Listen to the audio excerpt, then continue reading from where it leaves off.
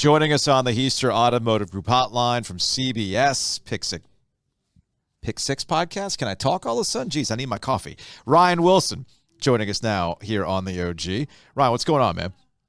I'm great, guys. How you guys doing? I guess I should have brought the Cuban coffee maker today. That actually would have gotten us going today.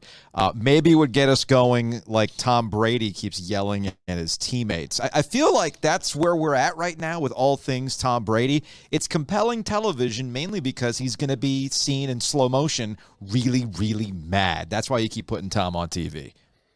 Yeah, and, it's one of those things. Like, I grew up in North Carolina, and I was a UNC fan and hated Duke. And then that one year, I think it was 95, when Coach K couldn't coach because of his back injury. Yeah. He actually hated Duke a little less as a Carolina fan because they weren't 100%. And it almost feels like that with Tom Brady.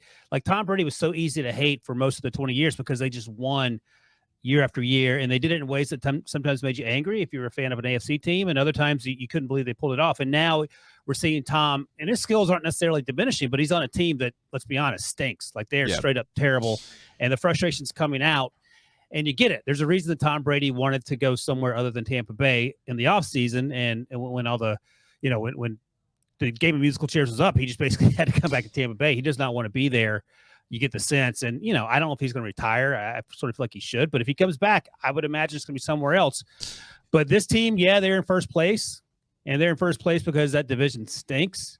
But, our buddy Will Brunson talks about this on the Pick Six podcast all the time. He says, you don't want to go to Tampa Bay in January in the playoffs. I'm like, yeah, you do. Yeah, actually, in this case, I don't even think they're going to make the playoffs. I'm at the point. Wow. You don't think they're going to win the division? They're not going to win the division. No. I think the Carolina, I think the Buccaneers are so bad that it is entirely, and Tom Brady, as the games move on. I mean, look, Giglio and I talk about this all the time. When he was suspended for Deflategate, it was the greatest thing that ever could have happened to him because he had that 4 games off freshness.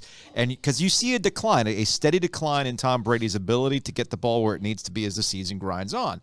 At some point, the age is going to catch up to him, and I think that cliff has finally arrived, whereas the Carolina Panthers seem to be trending in the right direction. I mean, I can't believe I'm saying this, but, I mean, Sam Darnold is looking good, right?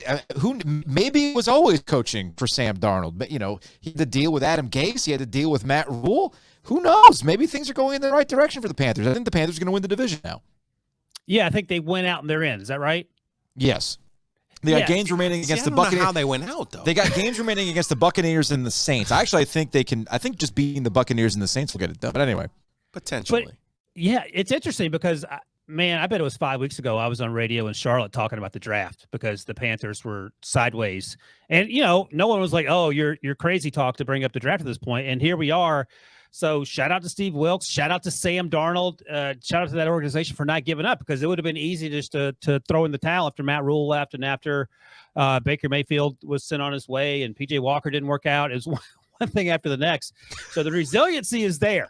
Now, we'll see what happens in the offseason with David Tepper, what he wants to do. But it's a fun story, and it's one of those stories you look for in December heading into January about, okay, how can this throw a monkey wrench into things? And I think, look, man, I'm not going to say there's no way that the Panthers can't win the division because, to your larger point, Tampa Bay is not a good football team. And if nothing else, it'll be fun to watch. Mm-hmm. Ryan Wilson, the Pick Six podcast, CBS Sports, joining us here on the Heister Automotive Group hotline. That's Joe Ovies. I'm Joe Giglio. The one roadblock I see, Ryan, is actually the hottest team in the NFC, not named the Philadelphia Eagles. Are the Lions just healthy? Is the Goff stretch just back on his ish? Like, what is going on with the Lions? Why are they suddenly one of the 2 or 3 best teams in the NFC right now? I'm going to give people say I'm going to give all praise to God or what. I'm going to give all praise to Dan Campbell. Like, that dude, I feel like we didn't know what to expect when he talked about biting kneecaps at his introductory press conference. Like, okay, this guy's a professional wrestler. I don't know if he can coach football, but he's going to be entertaining. And it turns out he can coach football too. And I've always said, like, I don't know if he's an X's and O's guru, but it feels like he convinces those players to run through walls and they're willing to do it. It just took a while to get there.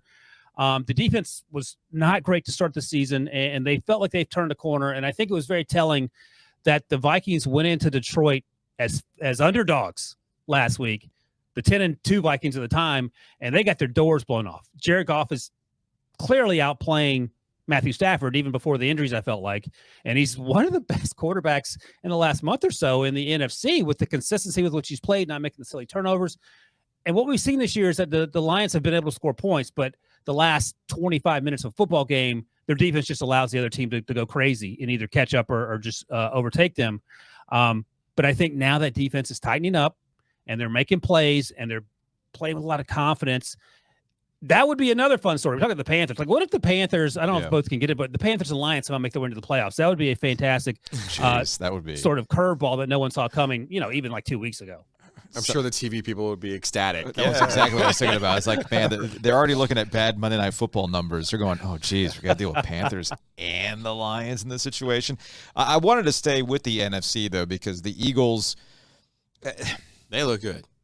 It's one of those, it's almost like, you can understand the NFC isn't the better of the two conferences. What was the point differential that you pointed out in the NFC the other day? There's only 4 teams in the whole NFC that have a plus point differential right now. So one of the things that I can still do and watching how the Eagles are playing, and you've got a league MVP in Jalen Hurts right now. You've got you got A.J. Brown. Everybody wants to talk about what Tua Tagovailoa has. People want to talk about how Patrick Mahomes is going to get these things done.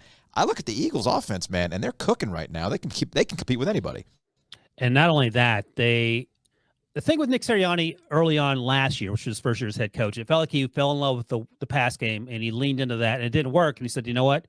I got to mix this up. He and Luke Getsy, the OC, and that's exactly what they did. And, oh, by the way, you have Jalen Hurts, who is really good at running the football. And I don't mean that in a bad way. I mean that in a great way. I tell this story often, but I was talking to an assistant offensive line coach in the NFL when Jalen Hurts was coming out of the draft. And he said to me, Jalen Hurts actually was one of the best running backs in the Big 12 his last year at Oklahoma. And he meant that in the best possible way. And we see that week in and week out. And Jalen Hurts is actually really good at throwing the football. He's incredibly accurate. And it just goes to show when you go through the draft process. I remember being at the Senior Bowl watching Jordan Love and Justin Herbert. Those were the guys everyone cared about. No one was paying any attention to Jalen Hurts.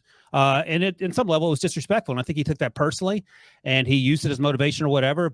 But he landed in the right spot, which has to happen with these quarterbacks. They built the team around what he does well. And then they have players. Howie Rose from the GM has done a fantastic job of surrounding him with players from 1 to 53 on that roster who can compete. And we're seeing the fruits of that so far. And there are not a lot of holes in this team. Now, I don't think they're better than Buffalo or Kansas City, but they can beat those teams. But as you sit here, I think they're the number 3 team in the entire NFL and clearly the best team in the NFC. And I don't even know who would be a close second. Ryan, you mentioned some contenders there in the NFC and the AFC. You left one out, though, and I think the most powerful force in the universe is losing the Super Bowl. So I was fully prepared for the Cincinnati Bengals to start in the tank and finish in the tank. Somehow they transferred that to the Rams, and the Rams won the Super Bowl, and they're the team in the tank. And lo and behold, look who's been the best team in the AFC over the last month. It's the Cincinnati Bengals. This isn't just Joey Burrow and Jamar Chase, is it? I feel like just like last year, their defense is clicking at the right time. Absolutely. And no one really talks about that defense for the reasons you mentioned with Jamar and Burrow and Tyler Boyd and T. Higgins. All those guys are ball. Joe Mixon. I mean, just go down the list offensively, and like this team is unstoppable. And I fell for it. Like I'm a Steelers fan. In week 1, the Bengals didn't look like themselves. They lost to the Steelers somehow. Here's the thing. When you have an appendectomy, apparently it affects your ability to play football. Yeah, clearly. So you mean you had emergency surgery and you weren't ready to go the next day. Weird. Who knew? So Joe Burrow gets healthy. He gains back the 15 pounds or so that he lost, and he is one of the best quarterbacks in the NFL. That guy plays with the sort of confidence that you want to see in every young NFL quarterback, and very few are capable of showing, at least in the first 3 or 4 years. And either by that point, you're going to wash out as a second, you're going to be in the backup, or you're going to be on the path to be, the Tom Brady, Peyton Manning's, Drew Brees of the world. And Joe Burrow feels like the latter category, and that's so incredibly important. But as you mentioned, that defense is legit. They're young, they're fast, they're physical, they make plays. They play with a ton of confidence, and they know, look, if we give them a touchdown on the first drive, doesn't matter. We got Joe Burrow. We'll come back out there and get him on the second drive, third drive. And also, if you beat the Chiefs 3 times in the calendar year, you're a good football team. Yeah, so, none are fluky. Not one was fluky. Not a single one of them is fluky. Ryan Wilson, CBS. covers the NFL Pick Six podcast here on the OG alongside Joe Giglio. I'm Joe Ovies. We'll close on this. Have the Dolphins been exposed? Is Tua easy to understand now if you just get everything off schedule for him and make the throws difficult?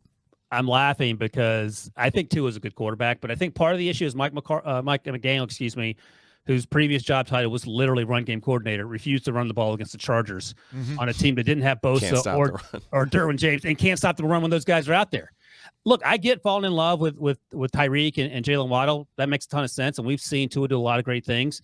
But my bigger concern is not figuring that part out because Mike McDaniel is a smart guy. My bigger concern is in Los Angeles, they brought heaters to the sideline when it was 55 degrees. This week they play in Buffalo. 3 weeks from now they play in New England. Yeah. Giglio and I actually brought that up. I said, Buffalo fans were all annoyed because the Bills were sitting on the hot side, the not shady side of Joe Robbie Stadium. Yeah. When in September, I think the on-field temperature hit it cracked 100, right? Yeah. And I'm sitting here laughing as somebody who grew up in South Florida and watched the Buffalo Bills always torture the Miami Dolphins in the 90s. It was like, do you understand what happens later in the season and how weak the Dolphins will freeze? So it's like, stop it already. So yeah, that sounds about right. I literally called them a sunny day team. So. Literally. Literally. We overuse the word literally. This is the correct usage of the word literally. Yes. I didn't realize they brought heaters to a dome. Yeah, 55 degrees. People want to go dominant mascot theory all the time. Dolphin doesn't do well in freezing temperatures, man. It's just what it is. So good. Ryan Wilson, CBS Sports. We appreciate the time as always, man. We'll talk to you later. Thank you, guys.